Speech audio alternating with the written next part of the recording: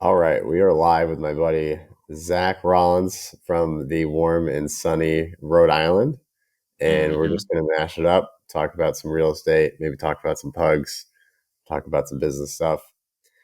Zach, if you want to introduce yourself and tell the people what you do, where you're living now, what you've been up to.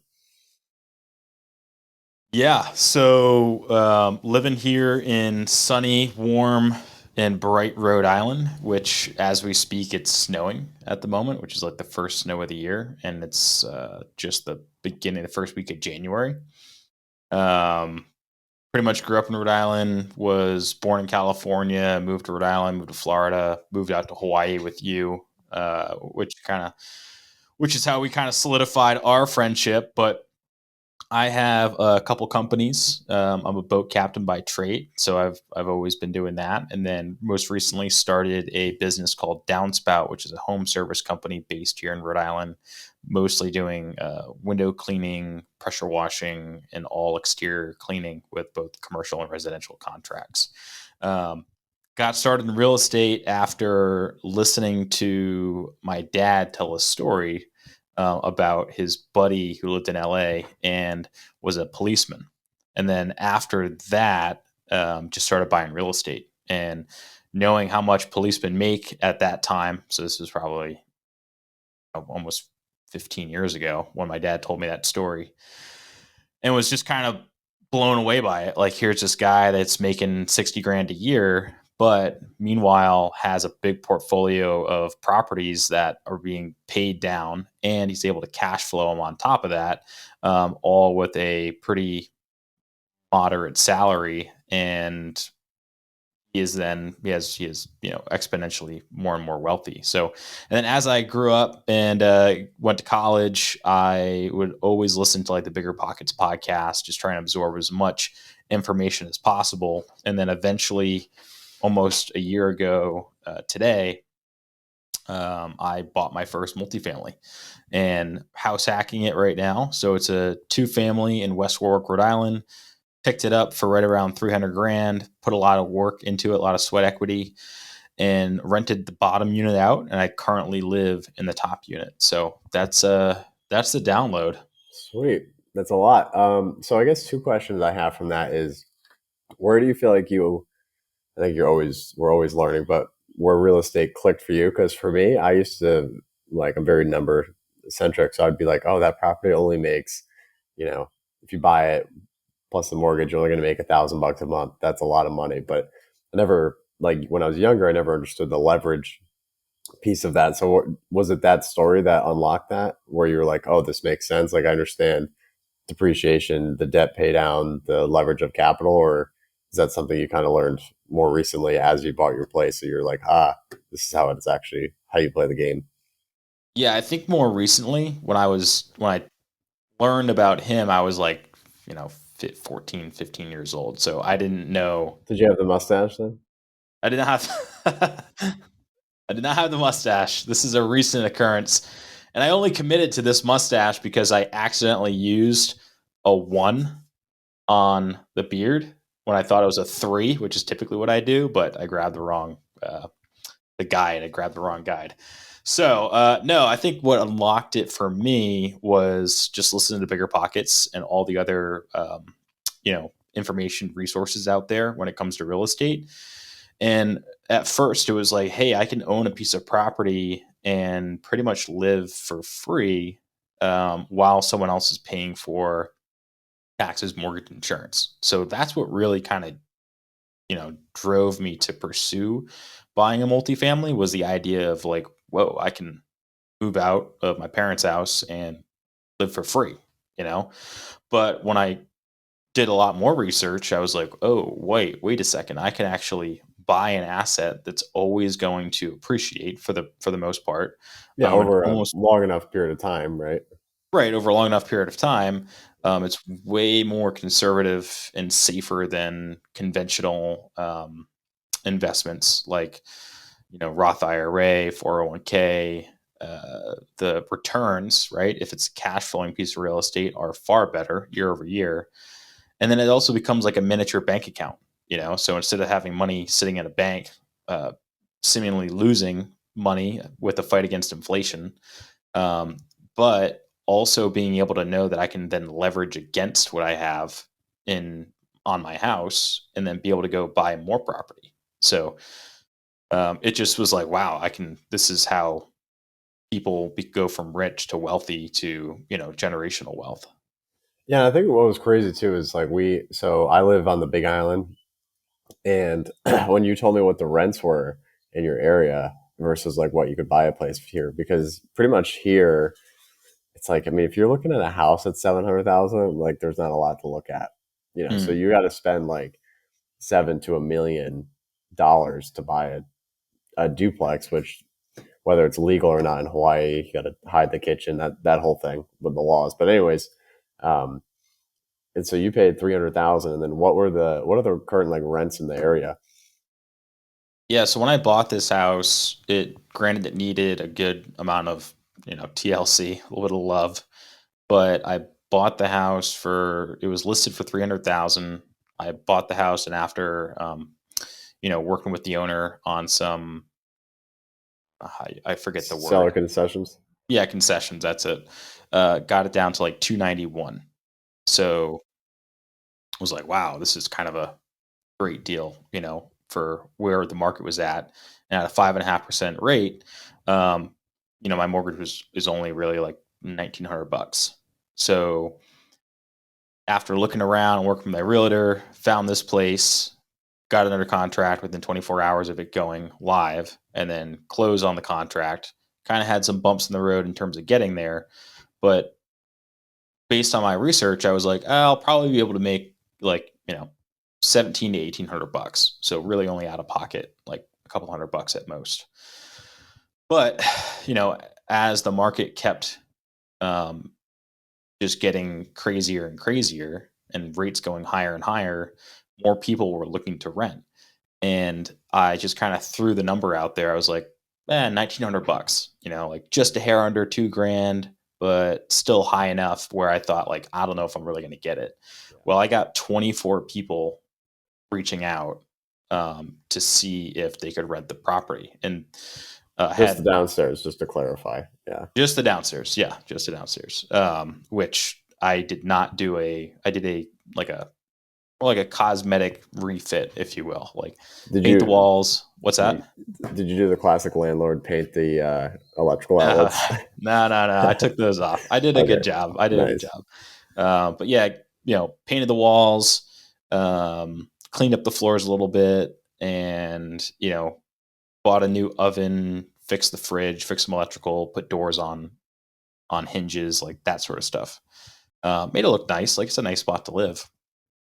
So Um, so when you were, I want to back it up to when you were looking, because I think when people are looking for a deal, they think that like you just go on Zillow today and you're going to find what you're talking about. So how long did it take you? And I'm trying to remember, because I remember you were telling me you were looking for a place, and mhm. it was a long time. So how long did you look? Did you feel like you had the right realtor who was like hunting for you for what you were looking for? How proactive were you? Like what was, because in any market, but especially the market we've had, you got to be on it.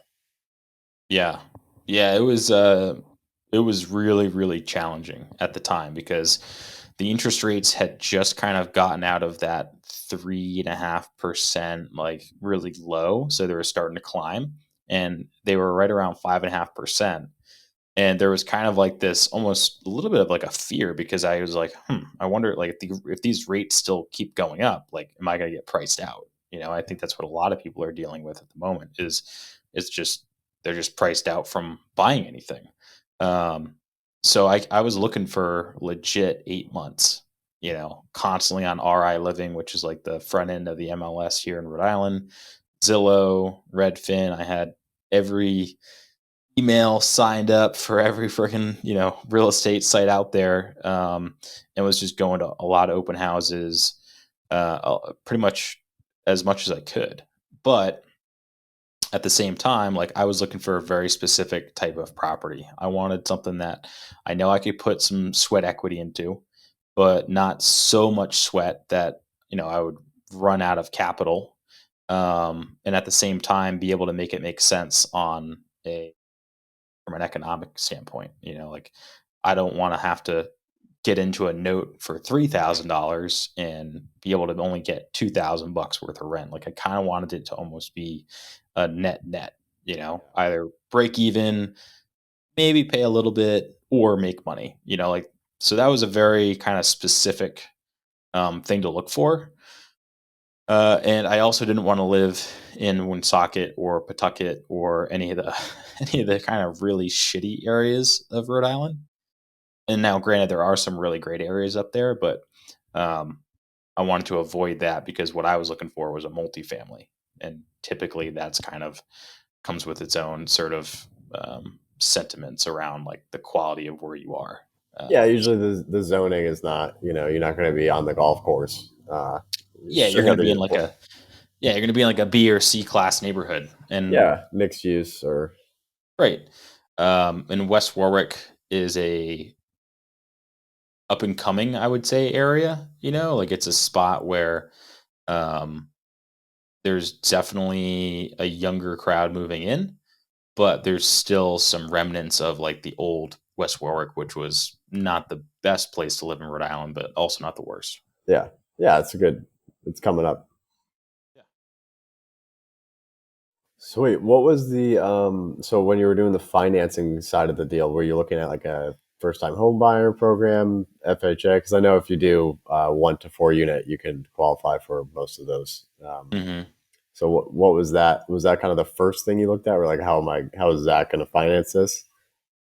Yeah, the first thing I got was approved, and that was a process. But once I got approved, I wanted to go FHA because initially, 3.5% down, reasonable interest rate, like all these other incentives. But what had happened was because I was going to so many open houses and whatnot and putting in offers, I think I put about 15 offers in Wow. over the course of the whole process, maybe a little less. But I was just getting beat out, time and time again. It was really, really frustrating because here I was like looking for 8 months and just kind of getting my teeth kicked in every which way I went. So eventually I talked to my lender, which was a regular conventional bank, a bank called Bank Five. And he and I were just like, you know what? Let's just switch you to conventional. You're going to have to pay a little bit more down. I think I ended up paying 10% down. But what it's going to allow you to do is become a more reputable buyer, and you'll get more, hopefully, more people looking at you rather than the other FHA buyers. Gotcha. Yeah, that makes sense. Sometimes, especially and I mean, if it's all financed, pre-approved letters on the table with a offer, if they're all offers are all the same, I mean, they're looking at hmm obviously a cash offer, but then they're going to go through and see who's going to have the strongest chance of the deal going through. Um, Right. Yeah. So that was kind of the methodology behind that, and it worked. It was no sooner than we got that switched over, I was able to put an offer and get it accepted on this house that I'm in now. so how long have you been in this place? A year yet, or not yet? I bought it on the 27th of January, Okay, and so almost a year. yeah, And 20 then I days. eventually moved into it probably at the end of July, mid to end of July. Just doing So work to it. yeah, I was just doing work to it. I was like, I'm gonna get the first floor rented, and then now I know that money's coming in the door. I don't really have to stress too much about it. Um, but get the upstairs the way I was comfortable living in it, because the upstairs was way, way, way, way worse than the downstairs. Yeah, it needed a lot of love upstairs. Is it carpet? There was some carpet and vinyl flooring that was just old and just nasty. The previous renter was smoking intermittently in the property, so you could tell there was some smoke damage. Um, It was just gross. It was super dirty. She had a collection of wooden giraffes for some reason. So it was just like everything Wait, was wait. just Where did the drafts go? Did you hold on to them? no, no, no. They got rid of those. Oh, damn. But it was. I'm pretty sure she. Well, I know she died in the apartment. I don't know how she died, but She was probably trying to wrangle a giraffe or something. possibly. But yeah, it was. definitely need a lot of love. So refinish all the floors, new plaster on the ceiling, painted all the walls, new kitchen cabinets, new countertops, reworked the kitchen a little bit. The appliances were still good. I mean, I'd rather have new ones, but for what it's great. And really kind of cleaned it up. Like if I showed you pictures of what it looked like before I did the renovation, like you would not want to live here. Yeah. So I didn't want to live here, and my standards aren't, you know, granted I want to live in a nice spot, but I'm willing to kind of eat a little shit versus live in like a gorgeous, place. Yeah. What's your plans going forward? You're going to try it because you're 26, right? Yep, 26. Yep. So this is your first one. So what's your plan, kind of to build out your portfolio? Is it going to be mainly multifamily, same area you want to be in? What's kind of your plans? I know it's going to change. It's not going to ever stay the same, but in your head right now, what do you think you're going to want to do going forward? Yeah, I mean, I think going forward, it's going to be very situational on where things are at in life too. But the plan that I've been sticking to is buy one a year, or maybe the right word isn't buy, just acquire one a year, whether that's through creative finance, which I've been doing a ton of research in and been starting to put into practice. And the goal is to, kind of stick with the multifamily route because, again, it kind of adheres to that. Well, one side helps pay or offset the mortgage, and then the other side you can then live in. Um, Plus, there's a little bit more there's some tax incentives that go with that rather than buying a single family and living in that one single family. So yeah, the goal is just kind of hop from one, two to four family for now, um, and keep building their portfolio. And hopefully, when I turn 30, I'll grab just a regular single family and live in that. Given that there's enough cash flow coming from the others to pay for more multifamilies without me having to necessarily live in it. Um, there's nothing wrong with living in multifamilies, but having your own physical single family is always nice.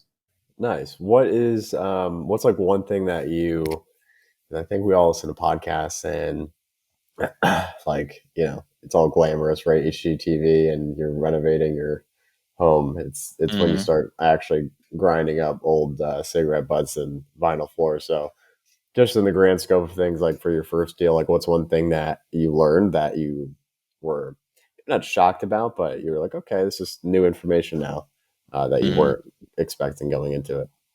It's going to be more expensive than you think it is. Let's just put it that way.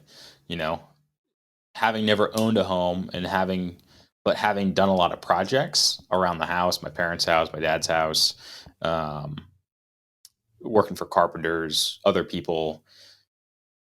When you do the work, you don't necessarily see how much it costs to actually get the materials and the supplies and the time and people. And once you start to see those numbers, you realize how expensive things can get, and all of a sudden putting paint, a base layer of primer, another base layer of the kills, odor blocker, stain blocker paint, renting equipment from a Home Depot. All of a sudden, you painting the house goes from, oh, it's just a couple gallons to, you put 20 gallons of paint in and it literally cost you like, $3,000 just to paint the Yeah. inside, Yeah. And you're like, doing it yourself. and you're doing it yourself, right? Yeah. Like, and I That's could got a be over cost. exaggerating a little bit, but like, not that that is a deal breaker by any means, but you're still like, whoa, I didn't realize it cost that much, and I think that's something that um, people don't realize is, sure, even if you got a house subject to or seller finance, you still need cash, and I was just talking to a friend who's a developer. He's like, yeah, getting subject to deals and seller finance deals is great, but you still need money in order to get that house looking the way you want it, so And therefore it maintain becomes it. rentable and maintain it. Like, all of a sudden, you know, a tree goes through the roof. Like, yeah, it might be covered by insurance, but what about if the siding wasn't, or this, or something, or hit a gutter? Like, everything costs money, right? So I think having more money getting into it was kind of an eye opening thing. Um, and then the other thing would be is, I guess from a actual doing the work perspective, um, the biggest thing I realize is your friends are really, really helpful, but then don't be shocked by the fact that they don't know a whole lot about, fixing stuff, right? I grew up in a world where I was always doing projects around the house with my dad, with my mom, but not necessarily everyone that you grew up with or know did the same thing. So I think that was kind of an interesting thing that I learned personally. But I think the biggest takeaway would just be like, put more money away for those projects because it's going to cost more than you think. Yeah, you don't know what's going to happen too, right? True. Yep. You could get into something that all of a sudden you need, lead, some sort of lead something, something, right? Yeah. That you're like, shit, I didn't know I had to spend that kind of money.